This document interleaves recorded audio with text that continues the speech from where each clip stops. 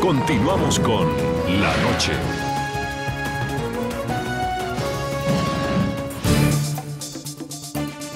Continuamos en el programa La Noche. Un anuncio del presidente colombiano Juan Manuel Santos desató una nueva tensión política en la región. Tras afirmar que su gobierno hacía acercamientos de cooperación con miras a ingresar a la OTAN, salió a flote la molestia a los jefes de Estado de los países que integran el ALBA. Días después, el ministro de Defensa colombiano rectificó esta posición y recibió el beneplácito del presidente Nicolás Maduro. Veamos las declaraciones que entregaron el presidente Juan Manuel Santos, el ministro de Defensa colombiano y la posterior reacción de los países del ALBA.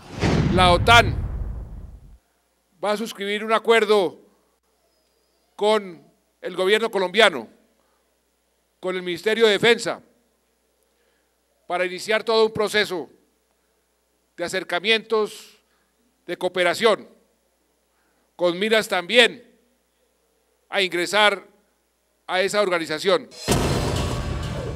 con miras también a ingresar a esa organización. Colombia no pretende y no puede ser país miembro de la OTAN. Segundo, estas contradictorias declaraciones del presidente de Colombia, Juan Manuel Santos, con las que anunciaba su intención de ingresar a la Organización del Tratado del Atlántico Norte, OTAN, desataron una nueva tensión política en el hemisferio.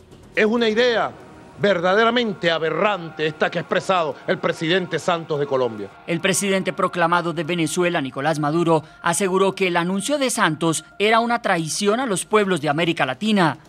¿Quién va a cumplir el trabajo sucio de ir a masacrar los pueblos de África y el mundo árabe, o los pueblos del mundo donde vaya la OTAN con sus ejércitos? ¿Quién va a ocupar el territorio a ser conquistado? ¿Quién va a ser el ejército que va a ocuparlo? Maduro fue más allá en su reacción y acusó al mandatario colombiano de dar un giro negativo hacia una agenda de desestabilización regional, de división regional, de ataque contra la revolución bolivariana y de anexión a los planes hegemónicos imperiales. A las críticas de Maduro se unieron otros gobiernos del bloque del ALBA. El presidente de Bolivia, Evo Morales, propuso llamar de urgencia a una cumbre de ministros de defensa de la UNASUR para evaluar el polémico anuncio del jefe de Estado colombiano, y el mandatario nicaragüense, Daniel Ortega, calificó la intención de Colombia de conspiración. Es como clavarle una puñalada en el corazón a los pueblos de nuestra América. Luego, en lo que aparentemente fue un intento por apagar el incendio político, Juan Carlos Pinzón, ministro de Defensa del gobierno presidido por Juan Manuel Santos, salió a rectificar lo dicho por el presidente. Colombia no pretende y no puede ser país miembro de la OTAN. Segundo, es un objetivo estratégico de Colombia fortalecer la cooperación con organismos multilaterales y otras naciones. Por su parte, la OTAN aseveró que Colombia no cumple con los criterios geográficos para ingresar a la alianza como miembro efectivo, ya que según parámetros del organismo, la adhesión está abierta únicamente a estados ubicados en el área del Atlántico Norte. De hecho, tenemos el artículo 10 del Tratado de Washington que dice que solamente se puede invitar a participar como Estado miembro de la alianza a un país, a un Estado europeo. Por lo tanto, como ha dicho el ministro de Defensa de Colombia, Colombia no puede convertirse en un Estado miembro de la Alianza Atlántica, pero sí, obviamente podemos cooperar en materias de seguridad con Colombia. Contradictorias o no las declaraciones del jefe de Estado colombiano, lo cierto es que generaron una nueva tormenta política a pocos meses de su eventual aspiración reeleccionista. Señor Carlos Holmes Trujillo, ¿usted cómo interpreta esa rectificación hecha por el gobierno colombiano? ¿Cree que estas declaraciones fueron premeditadas o por el contrario fueron un error por parte del presidente Juan Manuel Santos haber afirmado primero que Colombia sí tenía la intención de ingresar a la OTAN y pues después el ministro de Defensa pues rectificando esas declaraciones que había dado inicialmente el presidente Juan Manuel Santos? ¿Qué lectura usted hace de lo que está sucediendo? A ver, primero hay que decir que evidentemente fue un error en la presentación de este proceso que hizo el presidente Santos, pero eso de ninguna manera justifica la reacción de países como Venezuela, Nicaragua y Bolivia. Eso lo que demuestra es la tremenda fractura ideológica que está caracterizando la situación política en nuestro hemisferio. ¿Qué es realmente lo que pasa? El proceso de acercamiento de Colombia con la OTAN se viene produciendo hace varios años, tuvo origen espontáneamente en la OTAN y está vinculado con el propósito de aprovechar la experiencia que Colombia ha adquirido en materia de lucha contra el terrorismo y lucha contra el problema mundial de la droga a la luz de la situación en Afganistán. Ese es el origen de todo este proceso, que ha tenido obstáculos, que ha tenido dificultades y que le conviene a Colombia, porque qué bien nos hace que los ejércitos de las principales democracias del mundo entiendan que Colombia tiene una experiencia para aportar en la lucha contra el terrorismo y en la lucha contra el problema mundial de la droga.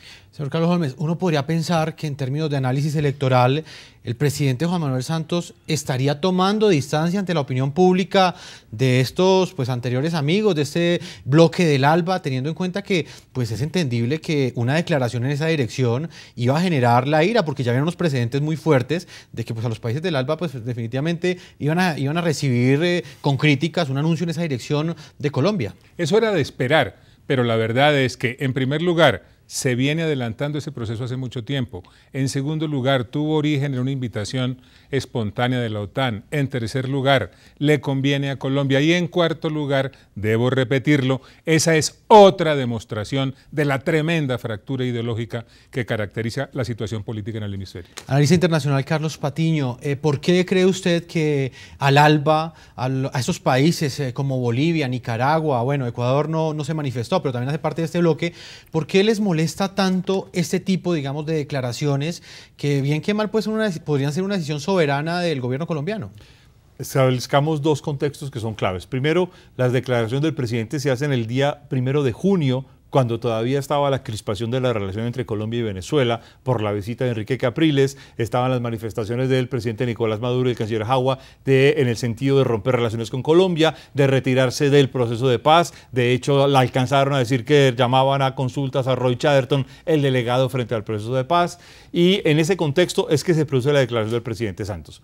Si es un error o no, no lo sé, y eso solo lo podrá saber el presidente Santos. Lo que me interesa es el hecho político, y el presidente Santos marcó un hecho político muy importante en política exterior, y es que uno de los matices de política exterior es que la política exterior también es siempre política local.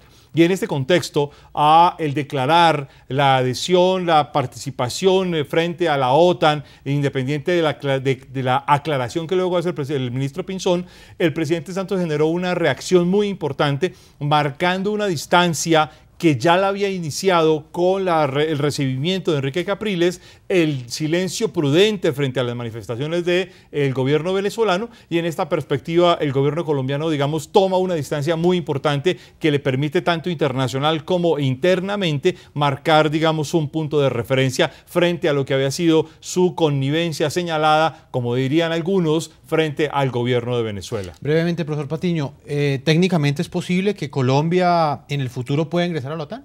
No, ya el ministro Pinzón lo ha dejado con claridad y esto es evidente. Colombia no es un país del Atlántico Norte, no, geográficamente es imposible. Quizás podría ser un socio estratégico, pero incluso habría que ver un socio estratégico para qué, en términos de cooperación frente a narcotráfico o entrenamiento de tropas. Doctor Holmes, ¿usted piensa que de alguna manera sí se está marcando ese distanciamiento político de cara a un proceso electoral que ya ahorita en el mes de noviembre tiene que dar como respuesta al presidente Santos si va a aspirar o no a la reelección? ¿Eso lo podemos asociar? El gran problema del presidente Santos es que todo el mundo ve una segunda intención en cada frase que pronuncia. En realidad, en este tema, yo lo que veo es la continuidad de una acción que él inició como ministro de Defensa. Y déjeme decirle que me consta, yo era embajador de Colombia ante la Unión Europea y tuve que participar directamente en los primeros acercamientos. Así que la visión que presento tiene que ver con ese conocimiento directo del proceso que ha tenido lugar. Profesor Patiño, el término, por ejemplo, ya geoestratégico como tal, el caso, por ejemplo, de Venezuela, ¿por qué temerle tanto a cualquier participación de Colombia en cualquier organismo, digamos, de defensa, en cualquier bloque de países militares? ¿Por qué siempre esa actuación de pensar en un enemigo externo, de siempre acudir a una amenaza que pues de alguna forma siempre termina calando en la opinión pública y termina generando un nacionalismo que para muchos sectores termina siendo falso?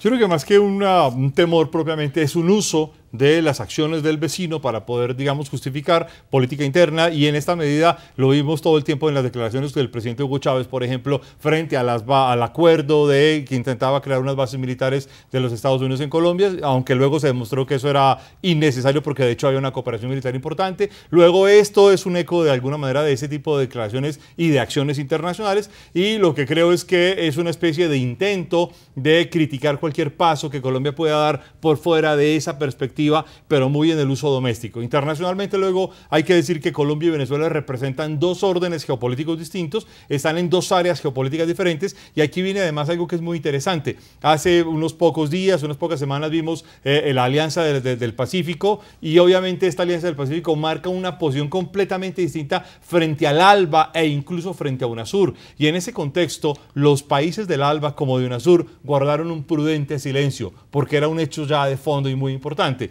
mientras que esta declaración de la OTAN sirve, insisto, y además está muy en el contexto de la reunión con Enrique Capriles, sí, tiene un, digamos, un propósito, un uso propagandístico muy evidente que le permite al gobierno de Maduro pues hacer una campaña interna contra Colombia y obviamente obtener unos réditos adicionales.